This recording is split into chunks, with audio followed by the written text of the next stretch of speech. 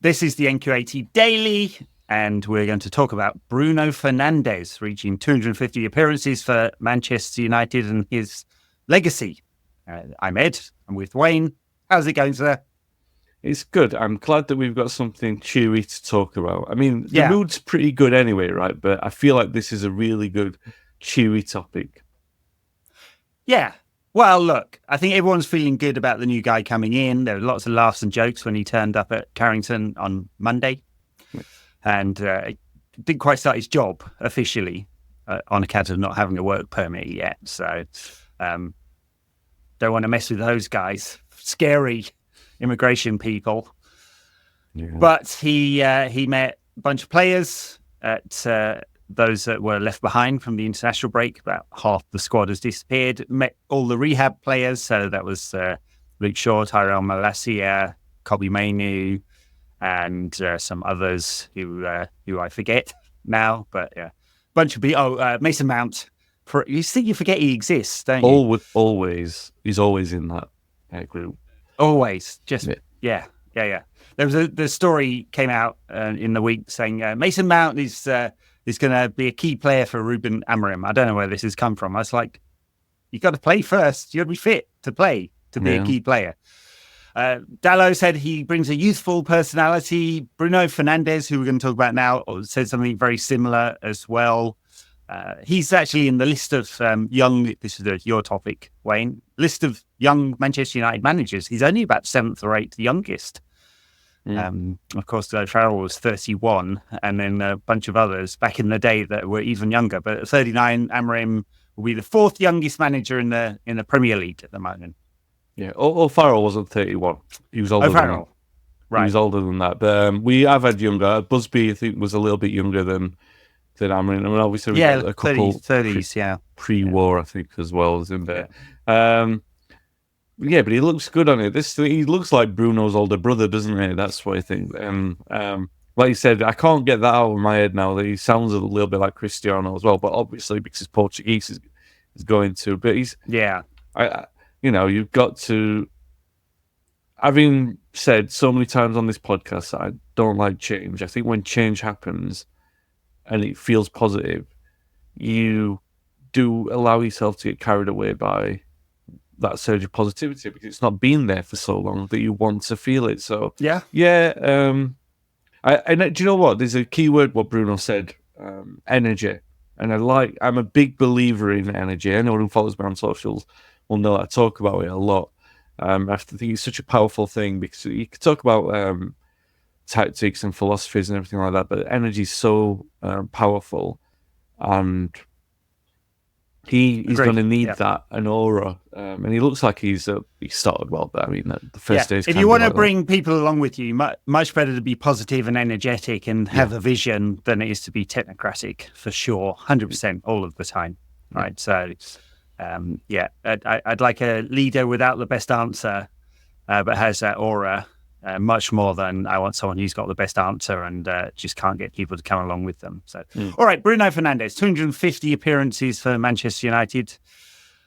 What a ride it has been. I can't believe, I look at all his stats and data, and then I look down my Twitter timeline, and there's still a bunch of people who don't seem to want him in the team, like are highly critical of him, don't think he should be at United, like calling names, whatever. And I'm like, what are you guys smoking? Yeah. Like, he's outperformed every other attacking midfielder in the Premier League since he joined United on any metric you can think of. Chances created, shot creating actions, assists, goals, all of it. Now, under Ten Hag, the number of assists and goals really drops. The chances he created didn't really. And then Ruud comes in as interim manager. He starts scoring goals again. Coincidence? Maybe not. And looking like he's creating more. Like I said, the numbers might not reflect that, but he looks more buoyant in his performance. Yeah, the Bruno Fernandes experience has been an enjoyable one. I must admit that I flirted on that line of criticism over the last year and a half, only because when we had the system with Ten Hag, and it was 4-3-3 before he changed it to the blunt 2 up top. It was difficult to know where Fernandes was fitting into that because the system called for economy, and Bruno isn't an economic player. Yeah. Which is a criticism when you say it out of context, but he's not really, because it's just an observation that a player is different. And the thing that I'll always say about a Manchester United team is that you should have a player like a Bruno Fernandes in there.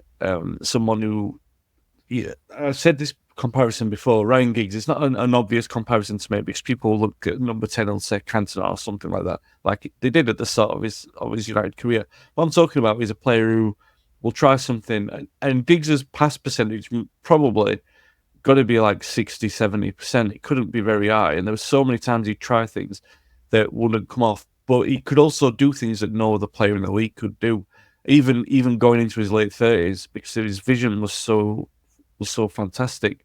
And Fernandes has got that about him. So do you tolerate that? Can you put that in your side? Is it an asset, or are you carrying a liability? And sometimes over the Ten Hag period, you've been forced to ask that question. And I have asked that question on this podcast. Even there was a point where we were saying, is he undroppable or is he droppable now? But the last few games under Ruud probably indicates that it was a systemic issue that wasn't getting the best out of the player, because obviously since then he has been, and it's only a small sample size, but he's been fantastic. Some amazing play from him, and you remember what it is to love football when you watch him play like that, because you're like, oh God, this is the thing, okay, to my veins, because you miss it. Yeah. And he's so weird because it was there and it was the system. Do you know what I mean? He's so strange. Sure. But I think we were talking about it at the time. Like, it's really odd Bruno being in this sort of 8-8 system and not being closer to goal, because it exposes more of his weaknesses and limits his strengths.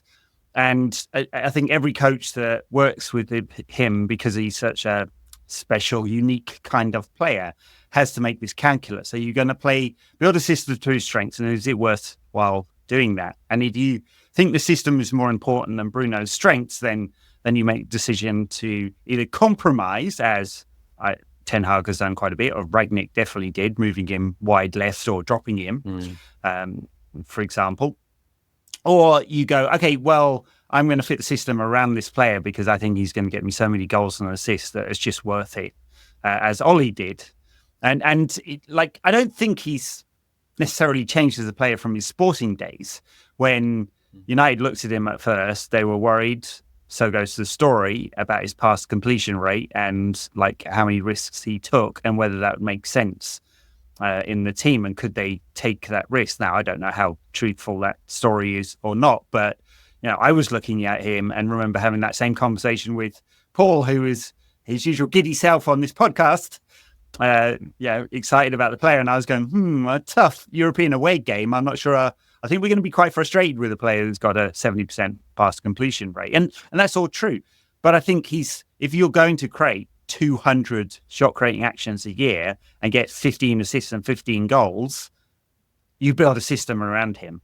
Now, Amorim's going to have the same question because he plays his 3-4-3. You don't really want Bruno as an 8 linking in there with Ugarte or Uarte as the sole number 6. I don't think. And so Bruno's going to be in one of those forward roles, which will get him very, very close to the goal and the striker. But the compromise you're going to make is you can't have 2 pacey players up in those wide areas, which Amorim has tended to play with at Sporting. So there will be a compromise. I think it's less of a one than Ten Hag's compromise. But for now, Bruno's creativity, chance creation, I think is well worth the balance of that risk reward. And you find a way of making the system work or adapting the system to this player. Yeah. Now, that might always be the case. So, but it's the same, isn't this? I know this is just really simplistic, but isn't this just true of football generally? If you have most of your players in positions that enhance their strengths and don't highlight their weaknesses, This is right. And I feel like maybe, look, tell me if I'm wrong here. It feels like a very online discourse that we get a lot of criticism of players for their weaknesses. And somehow we expect them all to be like 4 players in one. Yeah. And like, they're just not, just one example of, Paul Pogba's time. He had many failings, of course, but everyone criticized his defensive ability. Yeah. He couldn't defend. Yeah. Couldn't defend. Created a lot of other stuff, though. I wonder if you'd stuck Ryan Giggs at right back, whether he'd have done well there. Yeah, probably he's a good player.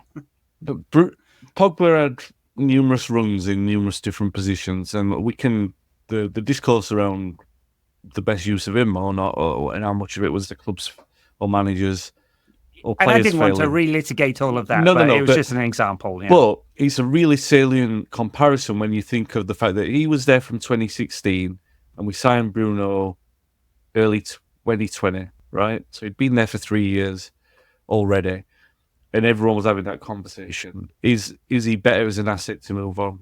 Because that conversation was already happening, engineered by Raiola at every transfer window anyway.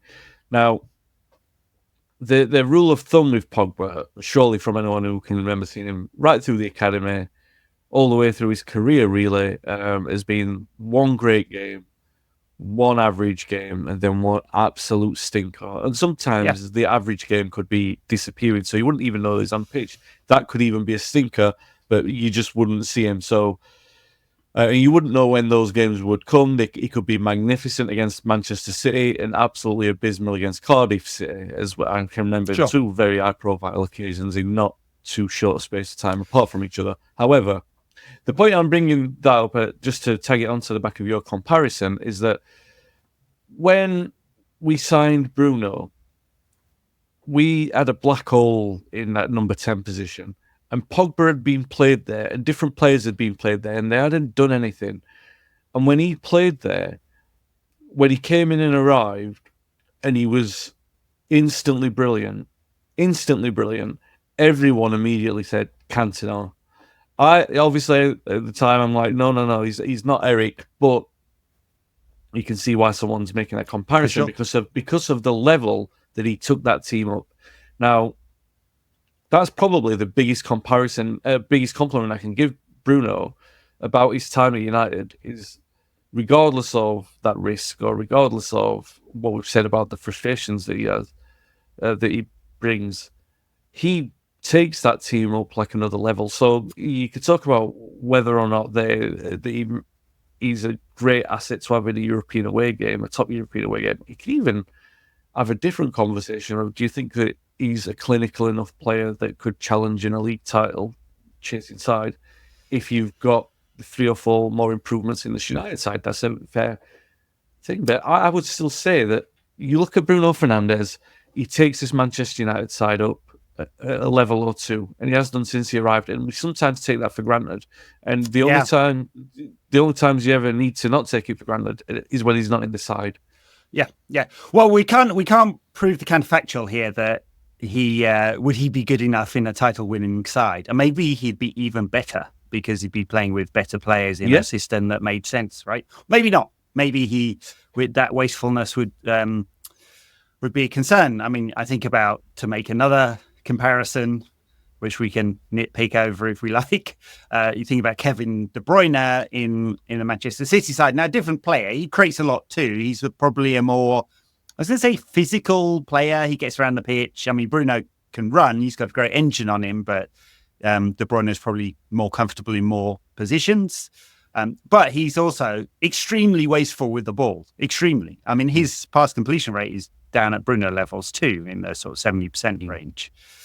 But in the Manchester City side, it almost doesn't matter because he's the one playing the killer pass, right? And also, his passing style is metronomic. You know what you're going to get from him. Sometimes it's difficult. It's impossible to stop. Other times, let's say, it's frustratingly wasteful for City fans, not for us. But Bruno doesn't always try the same things. He tries something different all the time. He's got different ideas. And you mentioned this just before we came on air, that his stats look favourable to De Bruyne's. And that's something that I've dwelled upon over the last sort of 6 weeks, where I've seen that figure come up quite a bit.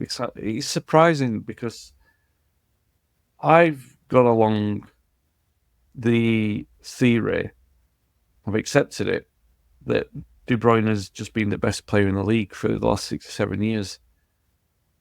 Without even questioning it, really. I've just said, yeah, he's the best player in the league. But then when you see the figures, and look, football's an eyes game. It's not, yeah, all right, numbers mean something, but you watch it with your eyes first and foremost. So, I don't know. Yeah, it's just a weird thing, right? Because I feel like I've been, and I know his value. I know Fernandes' value, and I think he's a brilliant player, and I love watching him play. But I feel like maybe in wanting to see progress in other areas through the manager, where it wasn't really getting the best out of Bruno, and you still want to see progress for the club. The connection that you have to the players at such a difficult time is weakened, so you don't feel that strong connection and relationship with them. So you think, that any player is sacrificial if the team's going to progress. But then when you see you get a reset and you look at the numbers and you look at what that player's provided and you reach a milestone like this and you look back and you say, what have they done in that period of time? Even going back to recently, the cup final assist for Kobe Mainoo.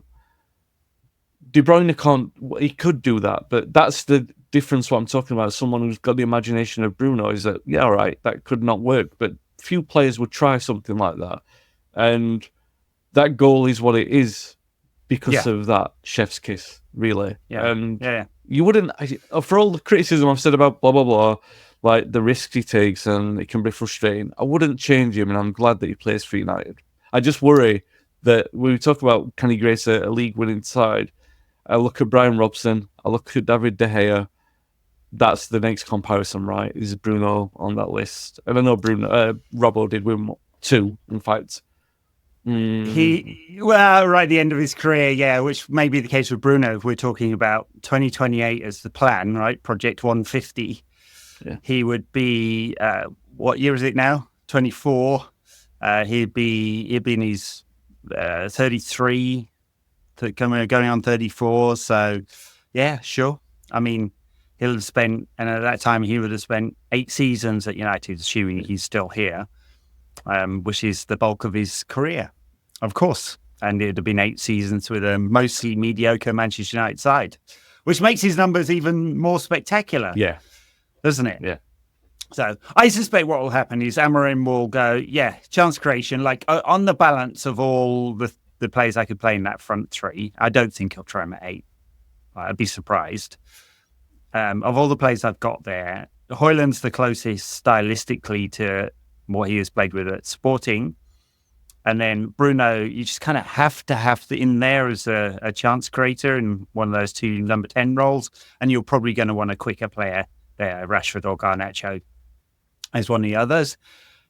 And which kind of suggests that Ahmad would be the Bruno backup, which is unfair on a player who's really grown this season, but might be the right kind of space for him. I mean, given that if United are doing well, we'll play 60 games a season, and as Bruno gets older, he may well need more time out of the pitch. He's played an awful lot of football, and football rather than years counts more, doesn't it? I think there's quite a lot of research about that now. Yeah. So I suspect that's kind of what happens, but who knows? I mean, every manager has done something slightly different with him in order to get this kind of unique player into a team and a system that they have in mind.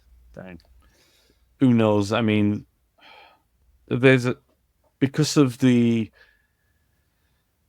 square pegs in round holes scenario of that shape, you know that some accommodations are going to have to be made with at least 2 players. So what's saying that a manager is as clever as Amorim seems to be cannot find a solution whereby 2 of those players share positions? Do you know what I mean?